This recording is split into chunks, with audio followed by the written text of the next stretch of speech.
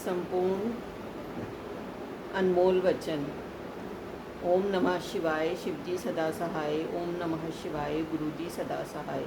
वचन 1। गुरुजी सदैव अपनी दैवीय गद्दी पर रहेंगे। उन्होंने कहा था, मैं हूँ और सदैव रहूँगा।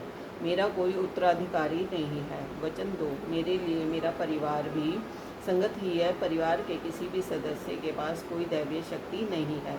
वचन 3। मैं अपने भक्तों से बहुत प्रेम करता हूँ और उनके बुरे समय का अंत करता हूँ। वचन 4। जब आप अपने जूते मंदिर के बाहर उतारते हो तो अपनी बुद्धि भी बाहर ही छोड़कर आया करो, वह मेरे सामने किसी काम की नहीं है। वचन 5। मेरी उपस्थिति में सेल फोन का उपयोग मत करो, अन्यथा मेरा आशीर्वाद उससे चला जाएगा जिससे आप बात कर रहे हैं। वचन 6। यदि आप अपने जीवन की डोर मुझे थमा देते हैं तो मैं आपको सीधा मोक्ष तक ले जाता हूँ। वचन 7। अगर किसी घर से मात्र एक सदस्य भी मेरे पास आ जाता है तो उसके पूरे परिवार को आशीर्वाद मिल जाता है। वचन 8। मात्र पुस्तक से पाठ करना ही पाठ नहीं होता, अपना कार्य करना, नित्य नियम करना और अपने परिवार का ध्यान रखना भी पाठ करना होता है। वचन 9। सबसे बड़ा पाठ वह होता है जब पति अपनी पत्नी का तथा पत्नी अपने पति का और दोनों मिलकर अपनी संतान का ध्यान रखते हैं और घर में शांति बनाए रखते हैं। वचन 10। गुरुजी कहते हैं, गुरुओं के कथन का कभी खंडन नहीं करना चाहिए। वचन 11। गुरुजी रब कदे भी नज़र नहीं आउंदा। मैंने कहा, मैंने तुहाडे विच नज़र आउंदा है। गुरुजी, तुम कभी भगवान को नहीं देख पाते। मैंने कहा, मुझे आप में नज़र आते हैं और गुरुजी मुस्कुरा दिए। वचन 12। भगवान से प्यार करो, उनसे डरो मत। भगवान ने ही तो संसार बनाया है और सौर मंडल रचा है। समस्त रचना भगवान की ही तो है, अतः भगवान से डरो नहीं, प्रेम करो। वचन 13। महापुरुषों के पद होते हैं और उनमें सबसे ऊपर सद्गुरु होते हैं। वह मैं हूँ। मात्र एक सद्गुरु ही अब सबके रोग अपने ऊपर ले सकते हैं और दुखों से मुक्त कर सकते हैं। हर कोई लोगों के मर्ज उनके ऊपर नहीं ले सकता, उन्हें आज्ञा नहीं है। वह सिर्फ लोगों का मार्गदर्शन कर सकते हैं। ऐसा मनुष्य किसी काम का अगर वह रब का शुक्राना ना करे। वचन 14। कभी किसी की देखा देखी अपनी चादर से बाहर पैर नहीं पसारने चाहिए। वचन 15। पंडितों पर अंधविश्वास नहीं करना चाहिए। यदि कोई ऐसा मिल गया जिसे पूरा ज्ञान नहीं है तो आपकी हानि हो सकती है। मैंने कहा कि हम पंडितों के पास नहीं जाते तो गुरुजी ने कहा कि मैं सामान्य बात कर रहा हूँ। वचन 16। अपनी खुशहाली के लिए अपने जन्म के पत्थर बर्थ स्टोन कभी मत पहनो। कोई पत्थर विपरीत प्रभाव दे रहा है तब क्या? मैंने गुरुजी से कहा कि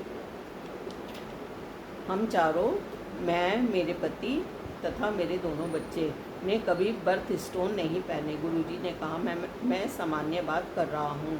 वचन 17। गणेश जी का स्थान मंदिर में है, ना कि लोगों के घरों के फर्शों पर या सजावटी सामान की तरह और कई बार पेपर वेट की तरह। वचन 18।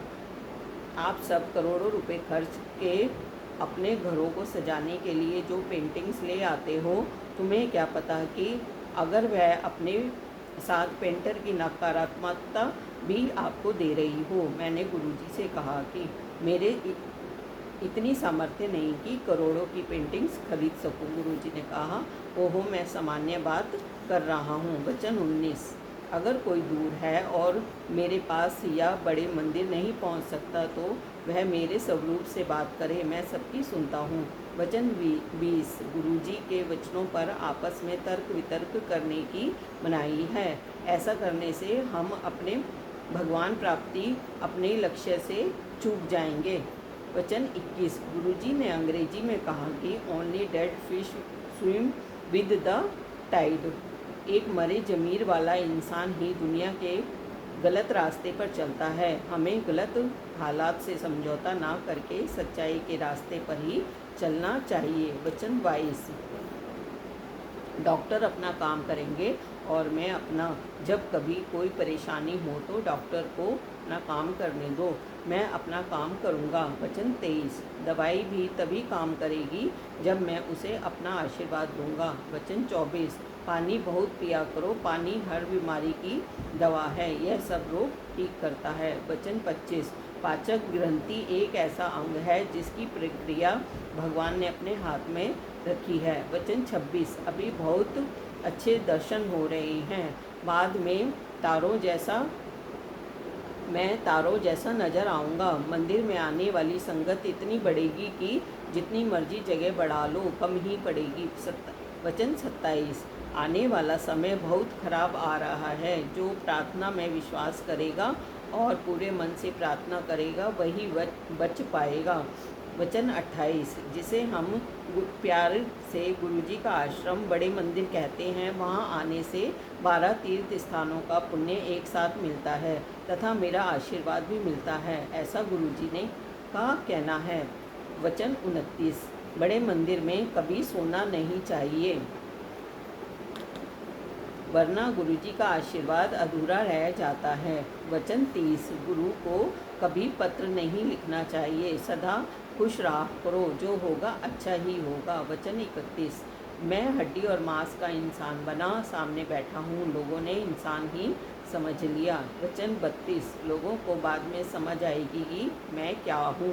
वचन 33, मैंने बहुत कठिन तप किया है, पत्तों पर निर्वाह किया है, तुम्हें पता है कितना मुश्किल होता है।